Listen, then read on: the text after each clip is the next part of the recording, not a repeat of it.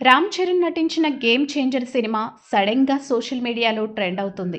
సంక్రాంతికి విడుదలై ఆశించిన స్థాయిలో విజయాన్ని సాధించలేకపోయినా తాజాగా మరోసారి హాట్ టాపిక్‌గా మారింది. 'ట్రిపుల్ ఆర్' ఆచార్య తర్వాత వచ్చిన సినిమా కావడంతో అంచనాలు భారీగా పెరిగాయి. శంకర్ దర్శకత్వంలో చరణ్ డ్యూయల్ రోల్ చేయడం సినిమాపై మరింత హైప్ క్రియేట్ చేసింది. సినిమా విడుదల తర్వాత మిక్స్డ్ రెస్పాన్స్ వచ్చినా ఇప్పుడు ఈ ట్రెండ్ వెనుక కారణం ఆడియో రైట్స్. 'గేమ్ చేంజర్' 32 కోట్లకు అమ్ముడుపోగా, బుచ్చిబాబు దర్శకత్వంలో రూపొందుతున్న 'పెద్ది' సినిమా 35 కోట్లకు ఆడియో రైట్స్ సొంతం చేసుకుంది. ఇది నాన్ సీక్వెల్స్ విభాగంలో టాప్ రికార్డ్. అంతేకాదు, మ్యూజిక్ డైరెక్టర్స్ కెరీర్‌లో కూడా హయ్యెస్ట్ ఆడియో రైట్స్ కలిగిన చిత్రంగా నిలిచింది.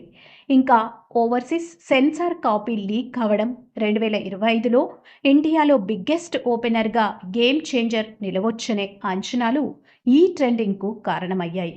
మరోవైపు కియారా అద్వానీ గ్లామర్ ఫోటోలు కూడా వైరల్ అవుతున్నాయి.